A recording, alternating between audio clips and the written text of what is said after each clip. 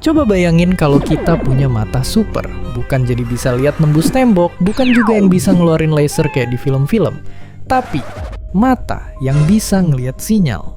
Hal pertama yang akan terjadi adalah langit yang selama ini kira-kira kosong, mendadak penuh. Dari tiang pemancar di pinggir jalan, atap gedung-gedung, sampai HP yang kita pegang, semua mancarin cahaya yang gak pernah kita sadari ada.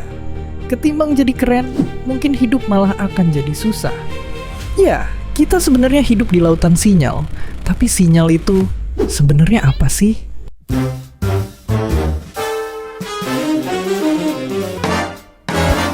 Simpelnya, sinyal itu informasi yang ditransfer lewat udara, kayak siaran radio, wifi, dan jaringan HP, semua dikirim lewat gelombang radio.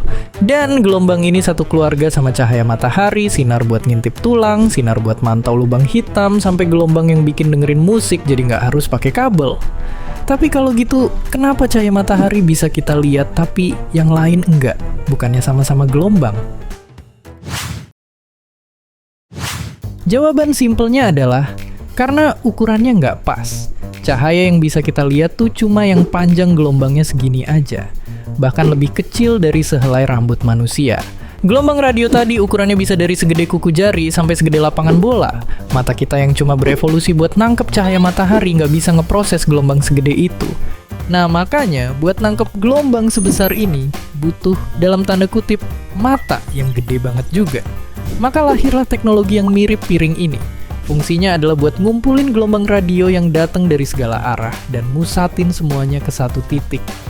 Oke, tapi terus kalau buat nangkep gelombang radio aja butuh piring sebesar itu, gimana caranya sinyal bisa nyampe ke HP kita yang sekecil ini?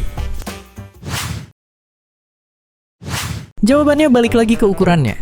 Wi-Fi dan sinyal HP pakai gelombang radio yang jauh lebih kecil, cuma beberapa sentimeter. Dan gelombang yang kecil bisa ditangkap sama antena yang kecil juga, yang muat masuk ke dalam HP kita.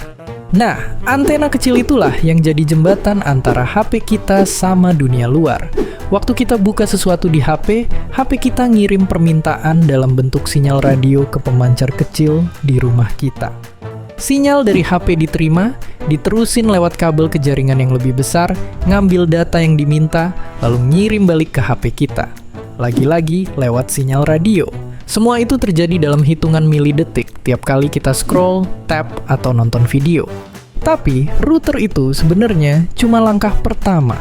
Data yang kita minta masih harus nempuh perjalanan yang jauh lebih panjang dari sekadar rumah ke router. Tapi, seberapa panjang? Seringkali data yang kita minta itu singgah dulu di satu tempat, data center.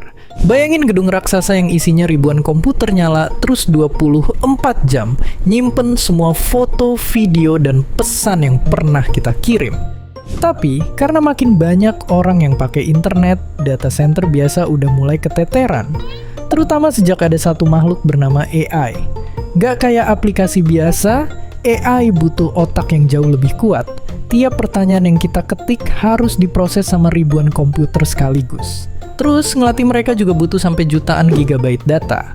Makanya lahirlah data center khusus AI yang dirancang jauh lebih kuat dari data center biasa.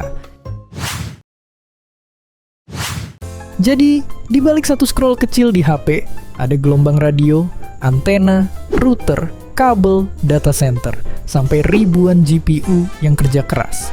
Semua demi nganterin video ini ke layar HP kita. Dan semua itu terjadi dalam hitungan milidetik.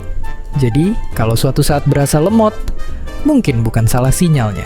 Bisa jadi emang HP-nya yang udah minta pensiun. Dan seperti biasa, terima kasih.